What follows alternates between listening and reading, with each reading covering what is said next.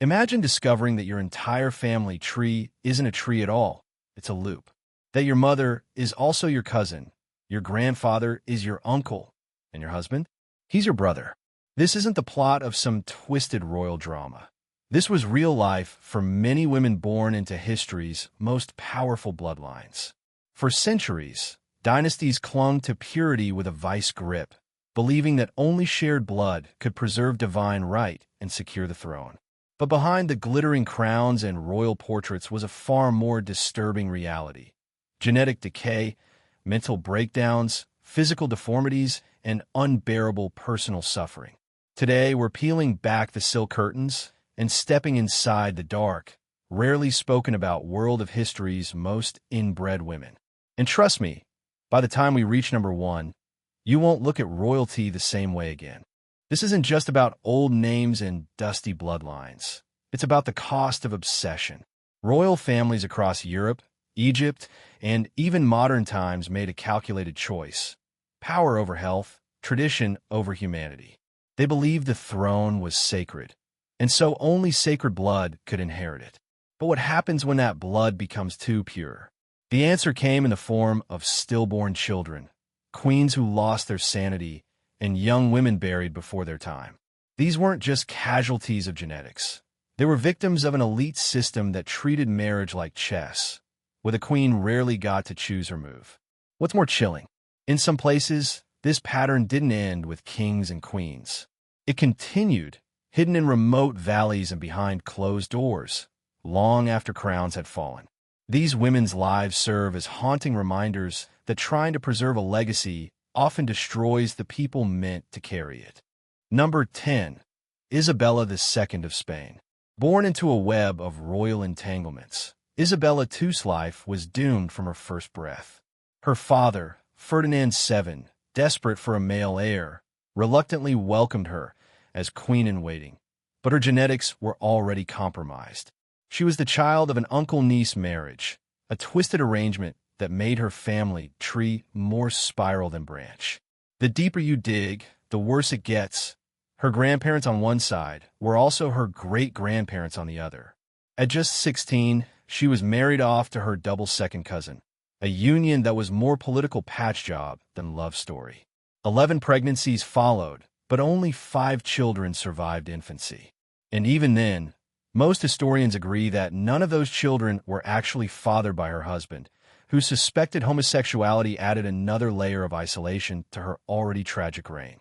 Isabella's rule crumbled under political unrest and public scorn, but her body carried the real toll, the toll of centuries of genetic roulette. Number 9. Marie-Louise of Austria.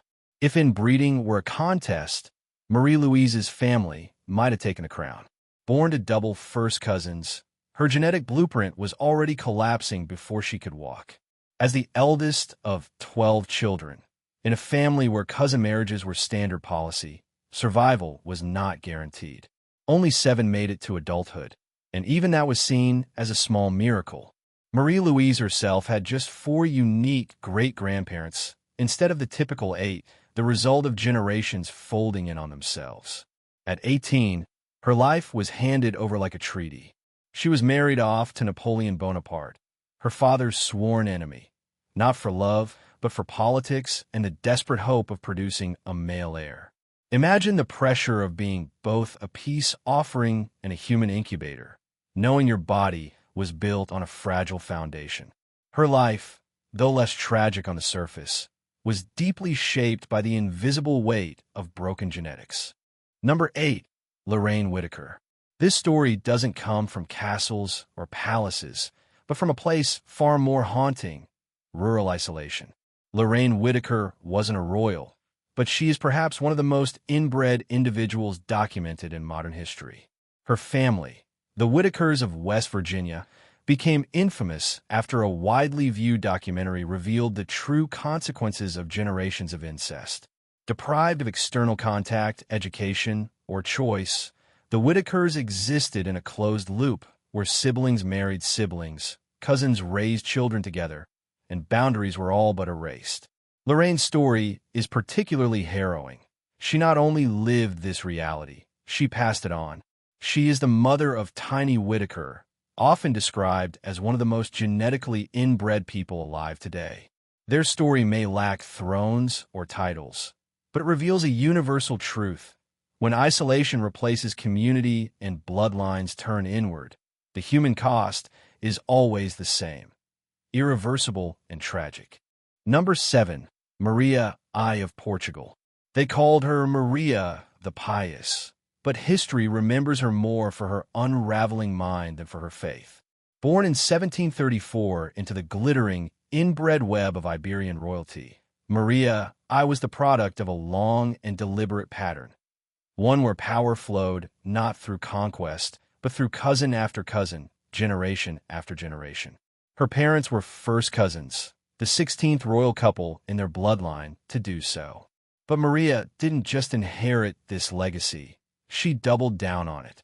At 25, under pressure to secure the family name, she married her own uncle. The result? A lineage plagued by tragedy. Of her children, nearly half died from complications directly linked to the tight loops of their genetics. As for Maria, the cracks began to show in adulthood. Intense religious mania, mental collapse, and ultimately a complete withdrawal from public life. She became the first monarch of Brazil, yes, but she also became one of the most visibly broken examples of what inbreeding does when repeated across centuries. Number 6. Marie-Louise Elizabeth d'Orleans. Her life reads like a Gothic novella, complete with forced marriages, doomed infants, and a steady descent into self-destruction. Born from the deeply unhappy union of Philip II, Duke of Orleans, and his cousin, who also happened to be the illegitimate daughter of Louis XIV, Marie-Louise Elizabeth never stood a chance. Her family connections were tangled. Her future was decided before she could speak. Married off to her cousin, Prince Charles of Berry, she fulfilled her dynastic duty and paid the price. 3 children were born. None lived. The weight of shared bloodlines bore down heavily on her, and the emotional toll was just as brutal. By the age of 14, she had turned to alcohol, not as a vice, but as a coping mechanism. Her decline was swift, public, and tragic. Historians still argue whether it was the inbreeding or the trauma of her environment that broke her. But one thing is certain: she never had a choice. Number 5. Princess Alexia of Greece and Denmark. You wouldn't expect to find inbreeding in the modern monarchy. But even in the 20th century, old traditions died hard. Born in 1965, Princess Alexia, the daughter of King Constantine II of Greece and Queen Amory of Denmark, came from a union that, on paper, looked like a fairy tale. In reality, her parents were second cousins and third cousins, twice over. Dig deeper, and the family tree bends in unsettling ways. Her father had great-grandparents who were siblings, and a grandmother who was also the sister of his great-grandfather. Her mother's lineage mirrored the same distortions. Though her life is played out quietly compared to historical counterparts, Alexia and her siblings are among the last generation of royals to bear the biological consequences of dynastic loyalty. The old idea of royalty marrying royalty didn't disappear. It just lingered longer than anyone wants to admit. Number 4. Maria Antonia of Austria. She's a Habsburg no one talks about, but maybe she should be the first. While her uncle, Charles II of Spain, has gone down in infamy for his severely deformed features and tragic reign, Maria Antonia quietly surpassed even him in one disturbing metric: her coefficient of inbreeding. In plain terms, the math shows that she was more genetically entangled than a child born to 2 full siblings. Her family tree wasn't a tree at all. It was a dense thicket of repeated names, cousin matches, and looping bloodlines.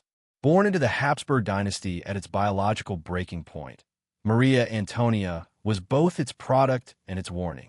Her life wasn't filled with grand scandals or visible deformities, but genetically, she stands as the peak of dynastic collapse, the silent proof that even empires can rot from the inside out. Number 3. Mummies 317A and 317B. Their names are clinical, almost forgettable, but their story is anything but. known only as mummies 317A and 317B. These tiny, silent remains belong to two infant daughters of the legendary Egyptian pharaoh Tutankhamun and his wife Inkhesenamun. They were born and died over 3,000 years ago, but their tragedy still echoes. DNA analysis confirms what historians long suspected. Tut and Inkhesenamun weren't just husband and wife. They were half-siblings. Their father was the same man. The bloodline they came from, the fabled 18th dynasty, had been practicing sibling marriage for generations, believing it preserved divine authority. But what it preserved more reliably was genetic collapse. The girls were either stillborn or died shortly after birth, their tiny bodies frail, deformed, and unable to withstand the load of centuries of biological narrowing. They were royalty, yes, but also victims, born into a legacy where purity meant pain. Number 2, Kimberly Colt's pseudonym. This isn't ancient history. This isn't royal. It's something darker and far closer to now. Kimberly Colt isn't her real name. It's a pseudonym created to protect her identity. But her story made headlines in Australia in the early 2000s when police uncovered the horrifying details of the Colt family, an isolated, multi-generational group that operated more like a cult than a family. Over decades, they had created a closed-loop bloodline through incest, brother with sister, mother with son, cousin with cousin. Kimberly was born into this. Her body, mind, and future bore the scars. Diagnosed with multiple genetic abnormalities, severe developmental delays, and profound trauma, Kimberly came to symbolize what happens when humanity is stripped away and people become breeding stock for a delusion. No crowns, no castles, just silence, shame, and irreversible damage. Hers is the most extreme case of modern inbreeding ever documented, and the most disturbing. Number 1. Cleopatra II Philopator. Forget the Hollywood fantasy. The real Cleopatra, or more precisely, Cleopatra II Philopator, wasn't just powerful. She was the walking embodiment of centuries of royal inbreeding, distilled into a single body. A ruler of ancient Egypt's Ptolemaic dynasty, she was both a queen and the product of sibling after sibling marrying each other, deliberately. The Ptolemies weren't Egyptian by blood. They were Greek, Macedonian, and obsessed with keeping that blood pure. Cleopatra's parents were siblings. Her grandparents were siblings. Her siblings married each other. Her own daughter married her own uncle. This wasn't a fluke, it was policy. A system engineered to hoard power, to keep outsiders out, and the throne in family hands, even if that meant genetic ruin. Cleopatra, too, wasn't merely born into this world. She upheld it, ruled within it, and perpetuated it. She is the apex of inherited authority gone too far, biologically burdened, politically shrewd, and forever remembered as the final echo of a dying dynasty. From ancient Egypt to modern Australia, from royal courts to forgotten valleys, one thing becomes painfully clear. When power is prioritized over people, the cost is almost always paid by the most vulnerable. These women didn't choose their fate.